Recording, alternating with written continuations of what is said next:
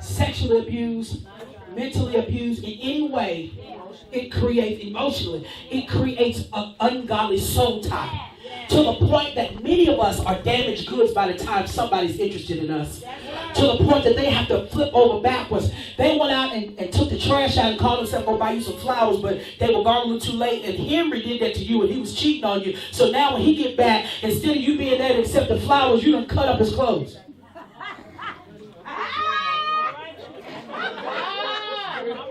What you putting cologne on for? Where you going? You going to work? Because I ain't going to smell like this in 4 hours after I finish doing the type of job I do. So you're so insecure. I can't talk about that right now. That's next week. Let's move to the next part. Okay, number 3. Being single does not mean I'm bored, lonely, and desperate. Being single does not mean I'm bored, lonely, or desperate. What does this mean? Number 1, you got to learn how to, Pastor J. Patrick, I've heard him say this so many times, but how many of you got to date your dreams? You ain't got no aspirations, you haven't accomplished anything, but you want to be in a relationship. You don't know your credit score. You don't even know if you're going to have a job in 3 weeks, but you died to be hitched up. When you're single, tell somebody there's no distractions. You ought to be between you, serving God, loving on Him, devoting yourself to Him. Outside of that, it's dating your dreams. What is it that God has put in your spirit that you should be doing? You shouldn't wait to write the book after you get married. A lot of things you can do before then. Have something to bring to the table. How many know that sometimes we want people, we have these unrealistic demands on people that we're not willing to do ourselves? You want me to have good credit so you can mess mine up. That'll take you down, honey. You got to be careful. So date your dreams. Find out what it is that God. So when you get bored, sometimes you be at home, feel like you're going to get in trouble, you're going to send them text messages out. No, you shouldn't be texting. We put them little revealing pictures up showing your little boobs and stuff. Jesus. Looking just right where. You're looking at the camera like you didn't mean to take the picture. We see your reflection in your glasses. You're holding it up. Oh!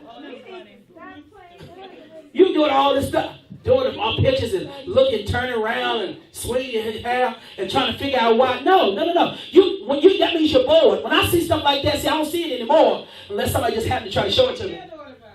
They still doing it? Well, you're going to keep getting the same thing, same results. Yep. Number 2, my focus is God, not people. Y'all catch this? Yes. To be focused means to be single-minded.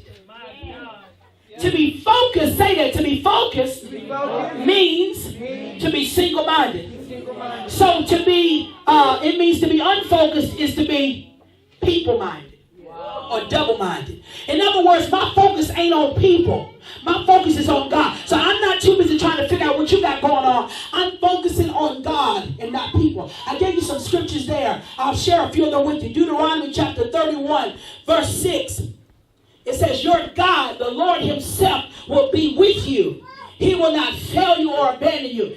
See, when you're single, you can really build a relationship with God to see all the facets of who He is. Like, it's like you're learning so many aspects of Him that you don't really necessarily, if you don't have that foundation before you get married, you're going to have to work a lot harder to get it done. Because once kids start coming, you got a spouse, now you got to spend time with them, you got to do things for them. You can't just, see, when you want to just get in the Word, you can't just get in the Word with dirty dishes in the sink. The Lord is speaking. He ain't spoke to you about them dishes. My God. I need to go get my head together. I need to go get my head together about some stuff. I feel like God just teaching me to be a better man. Well, take the trash out on your way out. Sneaking up in here. But see, when you're married, you got to be concerned. Now the kids are pulling at you. They need stuff. And then God looking at you saying, be an example to them. So when you're single, you can get all the kinks out. Tell somebody, work the kinks out. Work them out. Can I help you? Women, let me talk to y'all real quick. Men too. Single men, single women. Start preparing. If you really believe that God is, because see, we'll talk about that singleness and marriage. But if you really want to be married, I want you to start living your life now as if they're coming. What does that mean? When you get up in the morning and you up 2 hours and you ain't brushed your teeth, something is wrong. You got all kinds of eye matter. You know black lives matter and white lives matter. But that matter matters too. So, when you go to bed looking all homey and wake up looking crazy, no.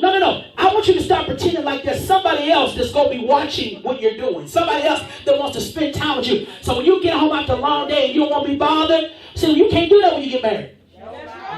Get in the house, stomp it in. Don't nobody say nothing to me.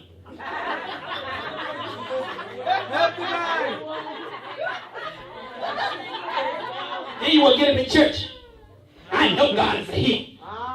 And your spouse looks at you like, God, you see up there, don't you? You see him, don't you, Lord?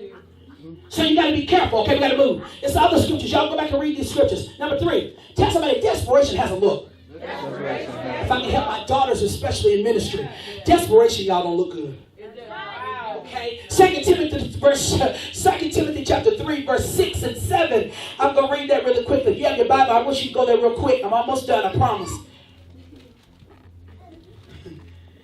2 Timothy chapter 3, verse 6 and 7.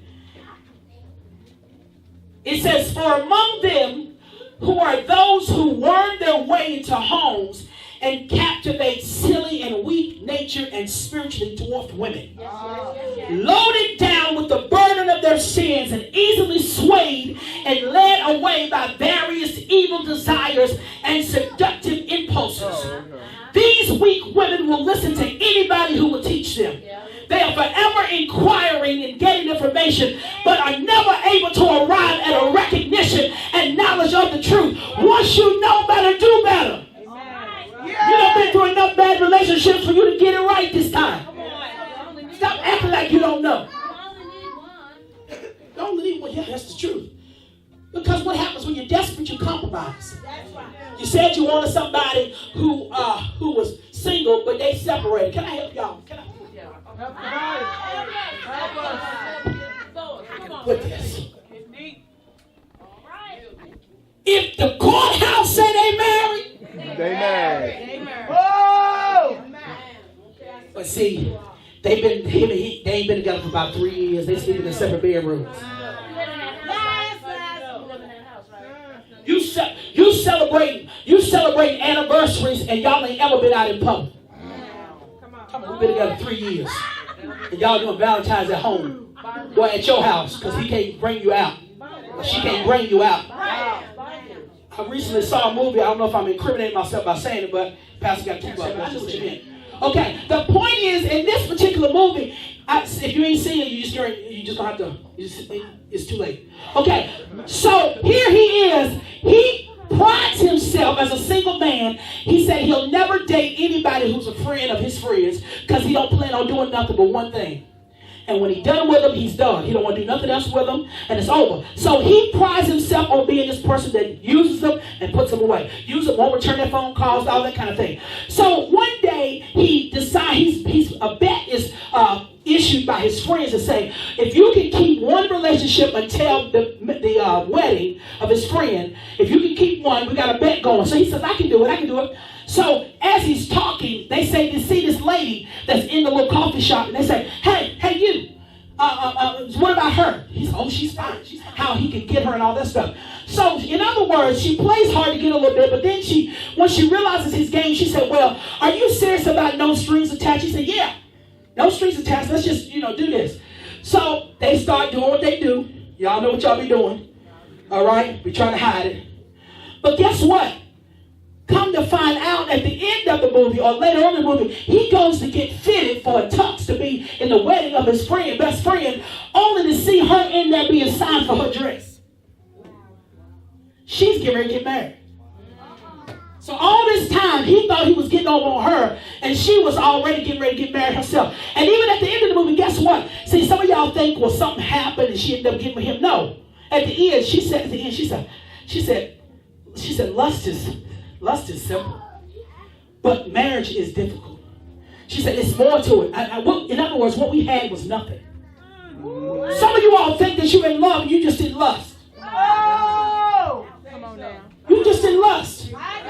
All right, we got to move on.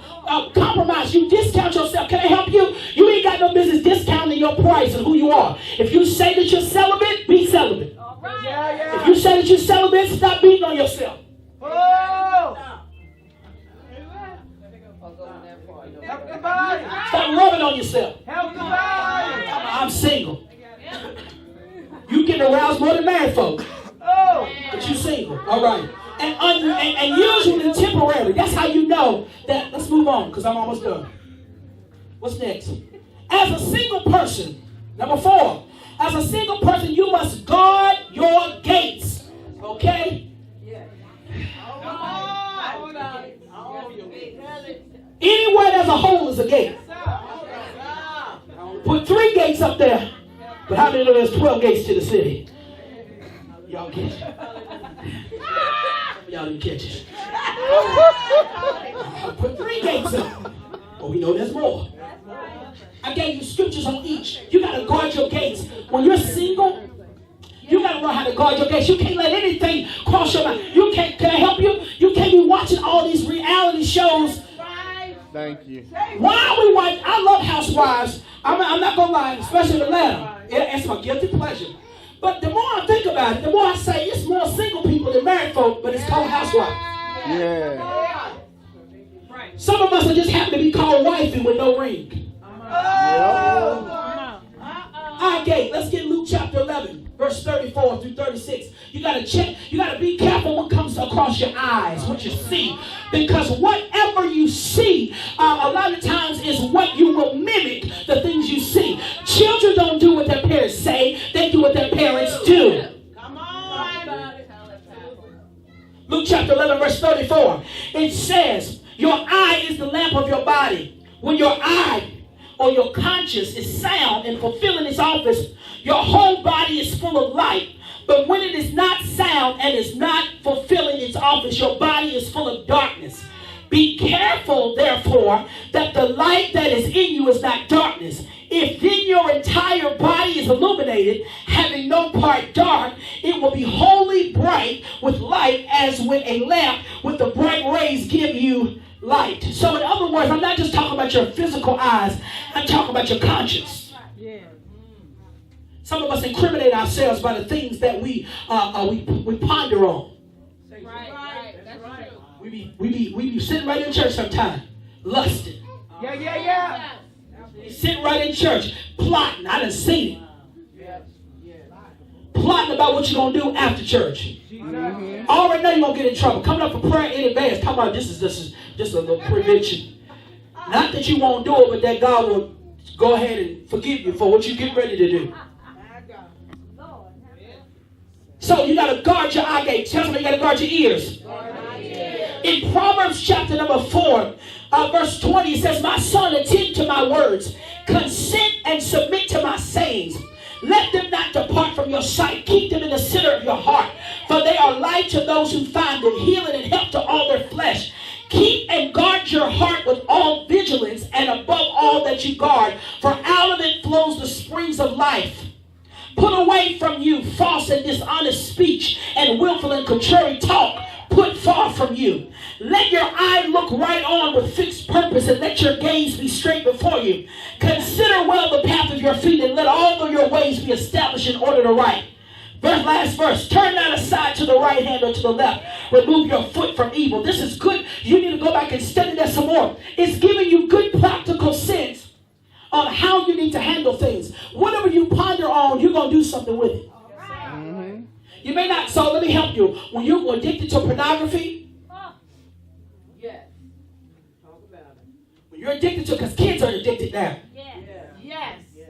So true. When you're addicted to pornography, it starts with that, but then you got to find another way to fulfill it. That's right. See, y'all don't have it here, but see, in Greensboro, they got strip clubs.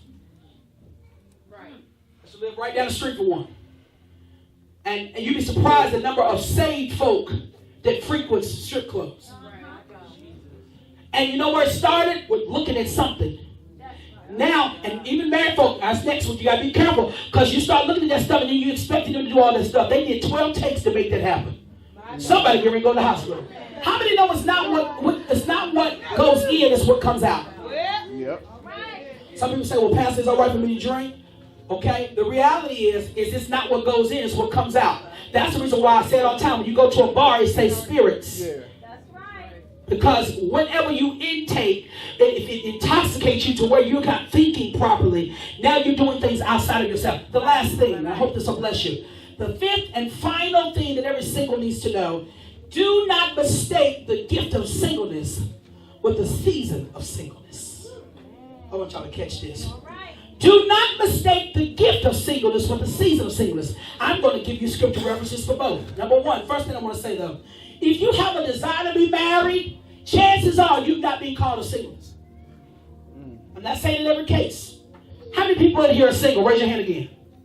Now keep your hand up if you desire to be married. Okay? So chances are, I'm not saying in every case, but chances are you've not been called to singleness. Because did you know that just like the apostle, the prophet, the evangelist, the teacher, the pastor, just like the exhortation and just like the administration and helps, just like you have those gifts, do you know that singleness is a gift? Yes, it is. Yes, it is. Celibacy is a gift. Yes, it is. Not only that, but marriage is a gift. Yes. Some people are gifted for marriage. Now let me help you. I said this, I was talking to Jasmine yesterday as we were preparing this. And I told her there are some, don't y'all take this the wrong way, but I'm going to say it because it's in here. There are some young women in here that have a gift of singleness. Quiet. There are some young women in here that have a gift of singleness, but because of what's the pressures of society, you keep going against what it is that God is saying. In your spirit, you feel content, but you feel bad because everybody else want a man or want a woman. You got to go and pray and say, God, is this a gift that you've given me? And if so, I want to honor you with this. Okay? So let's talk about it. According to your assignment, God may require singleness to successfully complete his purpose in you. Y'all catch this. Some of you, your assignment, for you to be married, it would hinder you from doing the ministry that God has you to do. Hope y'all can catch this. So what is a season of singleness? I'm glad you asked. Some of y'all ain't going to believe it. Go pull it up for yourself. Jeremiah chapter 16. We're almost done. The last slide. You believe? Jeremiah chapter 16 verse 2. I'm going to read it to you in the Message version. It says, Jeremiah, don't get married. And don't raise no family here. That's called a season of singleness. Why? Because in that scripture, he's how you're going to kill everybody up in here. So if you have any kids, you get married, chances are they're going down. So don't get married and don't have no children here. You got to know when God sees. I know you had a feeling. You had your Barry White on. You had your Usher. So that's y'all down to now. But I'm not going to rush this season. Some of us, I'm going to be 37. I ain't got no prospects. So what? I'd rather wait 40 years and find the one that's going to make it worthwhile than to get married 3 times, divorced 3 times. I'll never forget, I went to a TV show. I did a TV taping in Atlanta one time. There was a woman there that was on the panel with me. She had a book called 7 Husbands. I thought this is a great book. Thinking this is, I knew it was 5 husbands. The one you're with is not your own. What is this about? She said, yeah, I've been married 7 times, and this book is to help those that are looking for marriage. I said, ma'am, no pun intended. But if it took you 7 times, I don't want to read your book. Yeah. Yep. I said, I'm going to sow $10 in your life, but I don't want the book. But what is a gift of singleness? 1 Corinthians chapter 7, verse 7. We do got to go there real quick. Pull it up. 1 Corinthians chapter 7. I actually want to start at verse 6 to 8. Or maybe 9. 6 to 9. Because how do you know you have the gift of singleness? This is a good place to look. If it is a gift, it means God has enabled you to do it. Yeah. We have adult virgins in our ministry. Notice I said virgins. We have people who have not tasted of the fruit like many of us. Some of us got, they hold true. Somebody say it better than I did. Some of us didn't become We allergic to fruit now. Jesus. 1 Corinthians chapter 7. Okay, so Paul, after laying ground rules on marriage, says this. Now, as a concession, verse 6. Not a command, I say this. I wish that all were as myself am. But each has his own gift from God. One of one kind and one of another. Stop hating on people that ain't got your gift. All right. Stop changing your answer because somebody around you got a different gift. All right? Because it means God has enabled you. Verse number 8. To the unmarried and the widows I say that it is good for them to remain single as I am. But if they cannot exercise self-control, they should marry. For it's better to marry than to burn with passion.